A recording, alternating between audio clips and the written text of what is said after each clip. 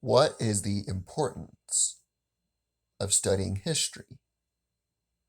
That is a question I get very often. My hypothesis about history is not that it repeats itself, but if you look at every civilization, whether it is the Egyptians, the Aztecs, the Romans, the Greeks, the colonies before independence, the British, people in Rwanda, the Hutus and the Tutsis, people in Nigeria, whatever country or civilization it always is similar. Why is that? That's because history is a study of humans. Humans have predictable and simple impulses in their brains that look at the world.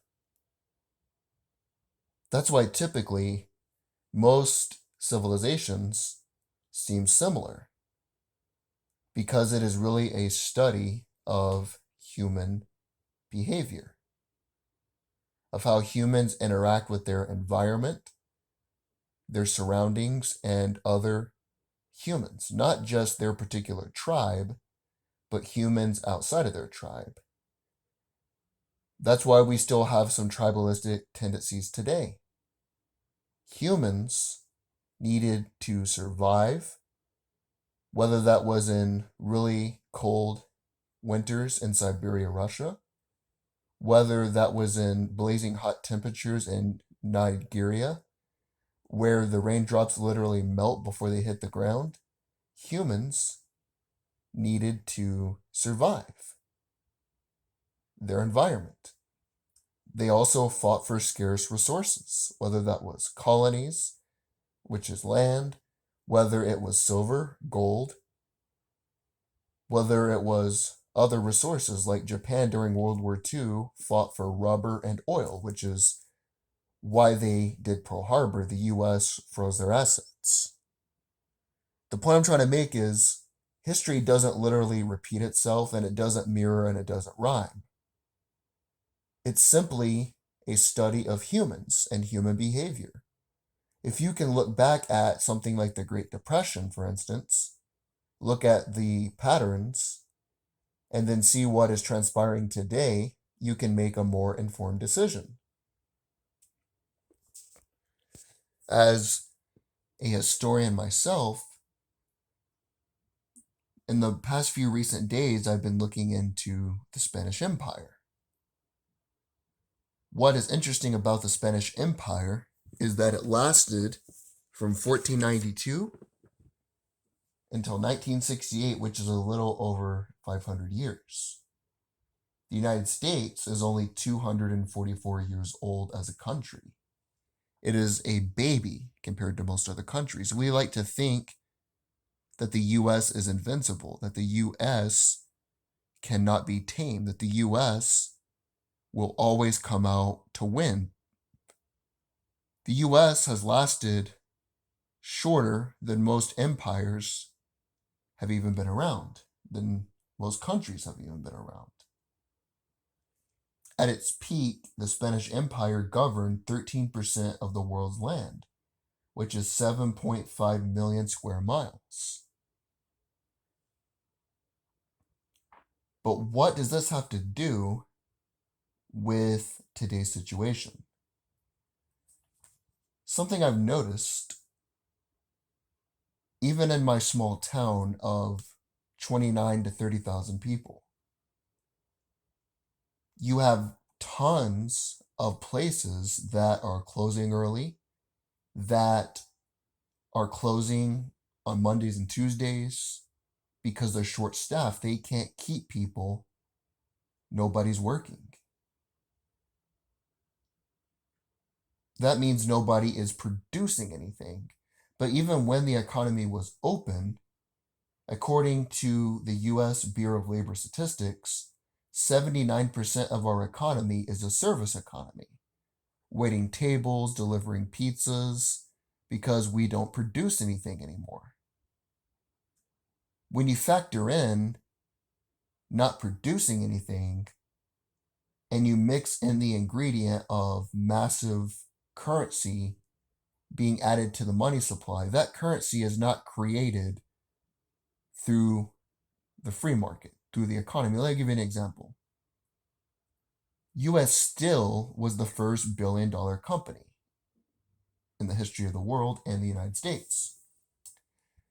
If you wanted to build something, a tower, even things in your home, you needed steel. It had to be mined, there had to be ored, it had to be distributed in the railroads. It was a real tangible good. People produced it, people would smelt it, people would go through all those things to get the steel to work. And then you would buy the steel, and then the guy who worked in the steel mine would use some of that money to go to a restaurant, and then the person who cooked the food in the restaurant would use some of that money to go get their train ticket, and so on and so forth. The money would actually grow from real tangible production. But if you just print a bunch of money, no one is producing anything and no one is working, it causes a massive deflation of the currency. It inflates prices. According to the Consumer Price Index, inflation is going to reach over 4.8% this year. What does that mean? The Fed typically targets 2% per year. They hope the economy can grow around 3 to 4% GDP, and inflation will be about 2%, which is a healthy growth. From about the early 90s up until 2008, the economy averaged a little over 4%. Inflation was around 2%, pretty healthy. But ever since 2008, during the financial crisis, the Fed has been printing massive amounts of money and adding it to the money supply. Quite recently, the coronavirus pandemic, if you want to call it that, the pandemic is really the human response. The pandemic, I'll just call it that because that's what we all refer to it as. The Fed has printed more than $3 trillion and added it to the money supply. The Fed doesn't literally print money, it gets it from the US Mint. But you get what I'm saying. $3 trillion, and $1 trillion is 12 zeros, has been added to the money supply. People aren't working. What is happening?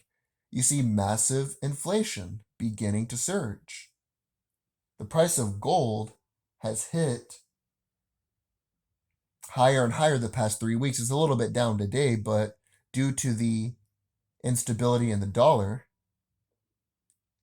gold prices have risen the past 3 weeks. What does this have to do with the Spanish Empire? The Spanish Empire, between 1520 and 1650, their economy suffered crippling, unrelenting inflation. Starting in 1550, massive silver importation in the Americas put way more currency into circulation. So Spain, when they were colonizing certain areas, they were the second European power to colonize. The Dutch were the first. On a much larger scale, the Spanish Empire would go into these areas, and then they would look for gold and silver. They would tax, and then they would create these mines. They would then send large amounts of silver back to the Spanish treasury. The Spanish were not producing anything of real tangible value. They were importing most of their textiles from India, which at that time was controlled by the British on a large scale, but another story for another day. The point is, they weren't producing anything. Right now, even when the economy was quote unquote working, not for the regular people, but of course for the rich and the wealthy.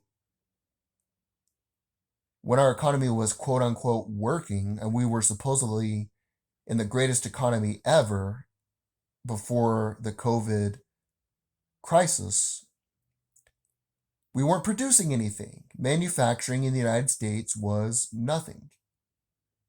But now, on a much greater scale, the Fed is printing over $3 trillion, 12 zeros, and a trillion seconds is 32 years, longer than I've been alive.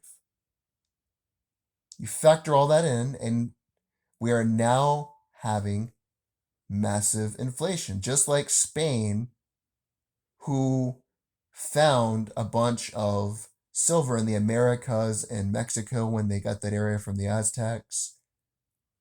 You see massive inflation beginning, but here's kind of how it's going to go about. Instead of inflation right now, we see more of a thing called shrinkflation. Shrinkflation is you pay the same amount for smaller portions. I used to get these sandwiches from the deli, from this deli, local deli here. These sandwiches could last me 2 meals. From top to bottom, it was full of meat, cheese. It was called the All-American Sub. Olives, everything. All you could basically want on a sandwich. Well, now you pay the same amount and it's about half the size. I'm not trying to pick on that one particular product. It's just when you go to the store, whether it's cereal, chips, ice cream, whatever product it is, you're paying the same amount, but they're giving you smaller portions. That way, you don't directly see the inflation taking place. More dollars are in circulation, less is being produced, more dollars are competing for less resources. And since one of the principal things in economics is scarcity, dollars are becoming more common and products are becoming more scarce due to lower labor outputs. You mix those ingredients together and it's a dangerous thing. Massive inflation. And these papers that are being printed aren't even valuable. It's just our faith in at least silver has tangible value, but even silver during the Spanish Empire caused massive inflation. The Spanish treasury went bankrupt despite having tons of silver deposits. At that time, they had the most silver deposits in the world, yet they became bankrupt. That's kind of what happens when all you care about is the appearance of wealth rather than real tangible products.